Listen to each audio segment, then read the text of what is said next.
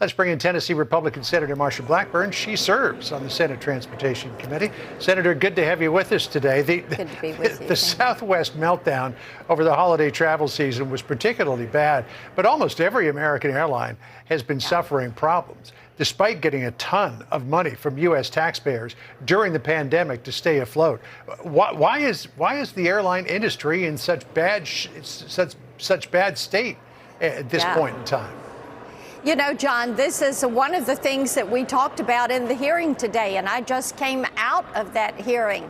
And quite honestly, I think we should have had several of the airlines there. I know people that can't get refunds from Allegiant. They can't get back their air miles from American. Southwest left them stranded. I know Air Canada couldn't get people home. There's just such a list of issues. But here is what we do know. When it comes to Southwest, they have not invested in the technology that would allow their systems to talk to one another. Yes, this was a bad storm. Yes, everybody was affected. And they all should plan for the worst. They need to kind of war college this. And they did not do that. Also, we've heard a little bit, I questioned about the cost of fuel, because this accelerated cost of fuel has caused these airlines to move money away from improvements and use it to just get the fuel to put in the planes to get them in the air. You know, I had a flight from San Diego to Washington. It was supposed to be a direct flight, but because of a fuel problem in San Diego, we had to fly to Los Angeles to gas up the plane before we came across country. I want to ask you about the Chinese spy craft and the spy flight last week across the United States, because you just had a classified briefing on it. Obviously, you can't answer every question that I've got about it, but what questions did you go into that briefing with, and were they answered? We did not get sufficient answers in the briefing. I got the feeling that, you know, they knew this was out there. They followed it for several days. They wouldn't have said anything if it had not been for a citizen who's a pilot who takes a picture, puts it up, and says, "What's the deal here?" And then they did that. Of course, Blinken didn't want to cancel his trip. He ends up canceling his trip. But here is what we have learned. This is a global network. China is putting this up. It's part of their surveillance. They are trying to spy and surveil, whether it is dealing with our economy, whether it is great power competition. What they want to do is dominate. They know that Joe Biden is weak. Joe Biden is not going to do anything to them. Indeed, he let this thing sashay across the United States from one corner to the other and waited until it went into the Atlantic Ocean to shoot it down, rather than having done that when it came right near Alaska or doing it there in Montana. And I think we all want to know, what did they get?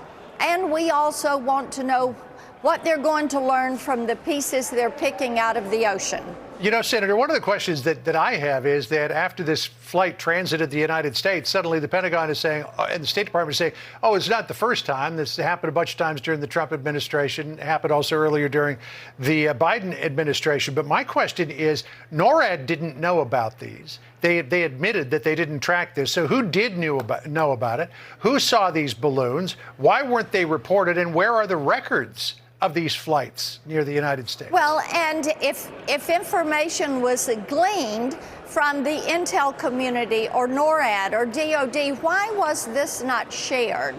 And why was Congress not informed that there is an issue with this, with these spy balloons? And if China is building a fleet of these, why has our Intel Committee, why has our Armed Services Committee not been given a briefing on this? The lax nature of responsibility, the lax nature toward accountability is boggling, mind-boggling. You have to say, what do they think they're doing? Why are they hiding this? And again, we have a president who is soft on China. and he does not want to challenge the Chinese Communist Party. So he is letting them go ahead, whether it is spying, whether it's great power competition, whether it's a blue water navy, whether it is the atrocities that they're committing against the Uyghurs, the Mongolians, the Tibetans, the Hong Kong freedom fighters, the bullying that they're doing to Taiwan and the other Pacific Island nations. This has to stop, and this administration needs to get tough on this. Congress needs to take back some of this responsibility from the administration because they can't seem to make a decision. They can't even decide when to shoot down a spy balloon.